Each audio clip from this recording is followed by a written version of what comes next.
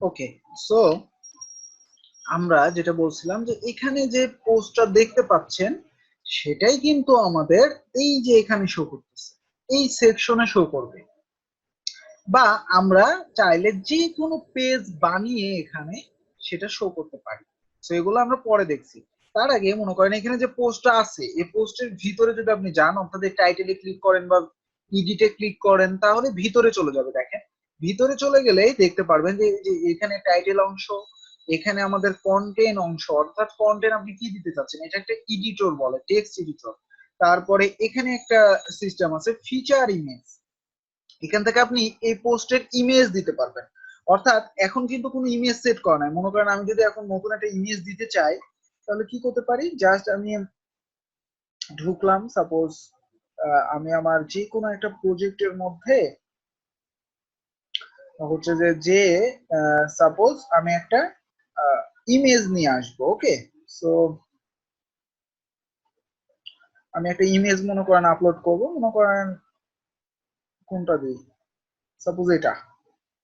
So এটাকে open করি, এই যে দেখেন আমাদের ইমেজটা আপলোড হয়ে গেল। এবার সেট ফিচার ইমেজ ক্লিক করলে এখানে সেট হয়ে যাবে। এবার যদি আমি এখানে একটা খালি আপডেট দিই, এবার আপডেট, কারণ এইটা পোস্ট অলরেডি করা আছে, সো আমি যে কোনো কিছু এডিট করলে এখানে আপডেট দিতে হবে। এবার একটু সাইটে এসে রিলোড দেন, দেখেন মজার বিষয় এখানে ইমেজটা চলে আসছে এই পোস্ট আন্ডারে। দেখছেন, আপনি যদি এই পোস্টের গুটা পড়তে চান এখানে ক্লিক করেন, ঢুকে যাবে সাইটে, এই যে ইমেজ, তারপরে এই যে কন্টেন্ট আপনি কি দিয়েছেন সেই কন্টেন্ট গুলো আপনার এখানে আসছে। তো আপনি যদি মনে করেন এখন এই কন্টেন্ট আপনি চেঞ্জ করবেন, মনে করেন আপনি এগুলো সব বাংলাতে করবেন, হ্যাঁ বাংলাতে করতে পারবেন, নো প্রবলেম, বাংলাতে দিতে পারবেন। সাপোজ মনে করেন আমি প্রথম আলো .com সাইটে ঢুকে বাংলা কন্টেন্ট আমি এখন দিতে চাচ্ছি, সবই দিতে পারবো, এভরিথিং, নো প্রবলেম। তো এখান থেকে মনে করেন আমি যে কোনো একটা হচ্ছে যে টাইটেল দিতেছি, সাপোজ এটা, হ্যাঁ ক্লিক করলাম, এখন এই যে ঢুকে গেল মেন পোস্টে। কিন্তু দেখেন এইরকম সিস্টেমই কিন্তু আমাদের এই সাইটের ব্লগটা, তাই না?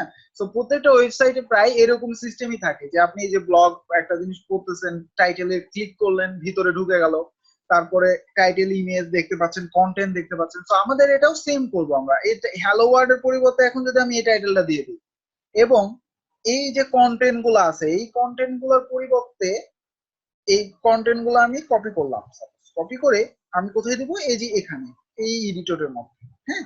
আর ইমেজটা মনে করেন এটাই থাকলো। ওকে, দেন এখানে যদি এবার আপডেট দিই,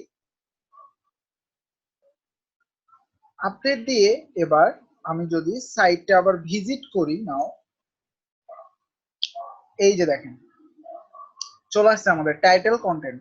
এখন আপনি এখানে যদি ক্লিক করেন, ভিতরে যা এখানে কিন্তু অল্প কন্টেন্ট ছিল, ভিতরে ক্লিক করলে এবার ফুল কন্টেন্ট দেখতে পাচ্ছেন, সেম ওটার মতো, দেখছেন সেম ওগুলোর মতো না?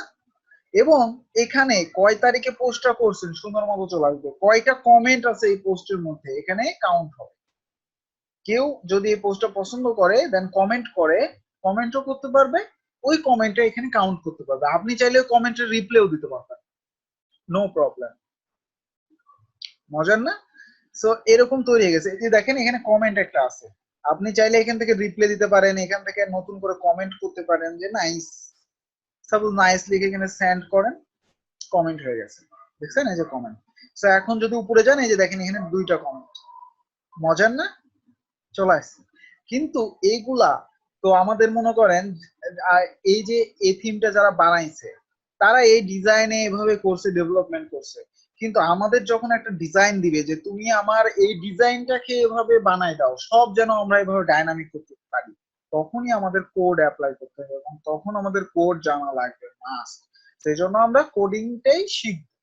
আমরা জাস্ট এখন আইডিয়া নিতেছি যে ওয়েবসাইটে কি কি থাকছে, যে এগুলো কোথা থেকে কিভাবে চেঞ্জ হবে, এগুলো পরবর্তীতে আমরাও এগুলো নিজে যেন বানাইতে পারি ফাংশনালিটি অ্যাড করে, সেই জিনিসটাও শিখব। ঠিক আছে,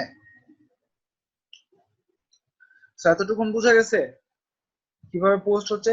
মজার বিষয় হচ্ছে এখানে দেখেন বোল্ড, ইটালিক, এই যে বিতে বোল্ড, আপনি যদি কোনো একটা লেখা বোল্ড করতে চান, জাস্ট মনে করেন যে অর্থমন্ত্রী আবুল মাল, এই কথাটাকে আমি বোল্ড করতে চাচ্ছি, এখানে ক্লিক করেন, বোল্ড হয়ে যাবে।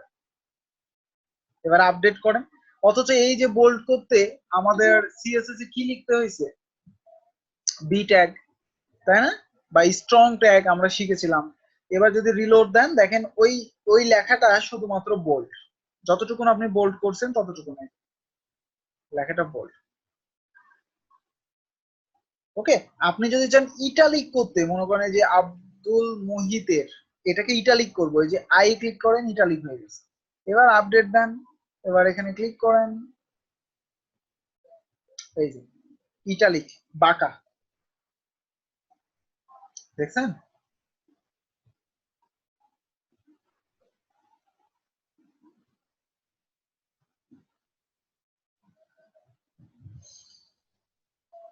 হ্যাঁ করতে পারবেন, আপনি অন্য একটা অ্যাকাউন্ট তাকে করে দিতে পারবেন, log in user name password দিতে পারবেন, নো প্রবলেম। ওকে, তো আপনাদের প্রথম কাজ হচ্ছে, আমি এই জন্য আজকে বেশি কিছু তার যাবো না গভীরে, কারণ হচ্ছে আপনাদের প্রথম আগে ওয়ার্ডপ্রেসটা ইনস্টল করতে হবে, মেন কাজই হচ্ছে এটা। আগে ওয়ার্ডপ্রেসটা ইনস্টল করেন, তারপরে সামনে ক্লাস থেকে আমরা যাবতীয় সব অপশন গুলা একটার পর একটা ভিজিট করব, দেখব যেগুলোতে কি হয়। ওকে, ওয়ার্ডপ্রেসটা আগে ইনস্টল করবেন, আজকের কাজ হচ্ছে এটা আপনাদের। আর পিএইচপি যতটুকুন দেখাইছি প্রথমে অতটুকুন ক্লিয়ার হবেন, প্রত্যেক দিনই আমি পিএইচপি দেখাবো, ততটুকুন ক্লিয়ার হবেন। ওকে,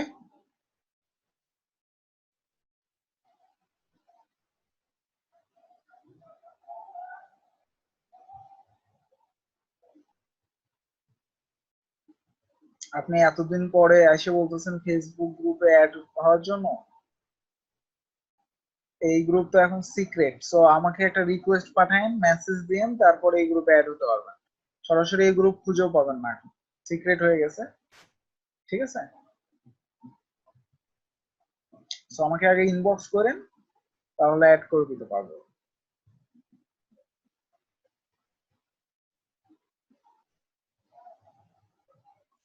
ওকে, সো আজকে আপাতত এতটুকুনি। আগে হচ্ছে পিএইচপি ওগুলো নিয়েও প্র্যাকটিস করবেন, এন্ড ওয়ার্ডপ্রেসটা কিভাবে আমি ডাউনলোড করলাম, কিভাবে সেটআপ দিলাম, একদম স্টেপ বাই স্টেপ ভিডিওটা দেখবেন, দেখে সেটআপ করবেন নিজের পিসিতে। দেন একটা যে কোনো থিম ইনস্টল করবেন, দিয়ে দেখবেন যে পাচ্ছেন কিনা এই পোস্ট করতে বা যাচ্ছে কিনা, জাস্ট এতটুকু মিস। তারপরে সামনের দিন আমরা এগুলা নিয়ে আরো বিস্তারিত আলোচনা করব, ঠিক আছে? ওকে।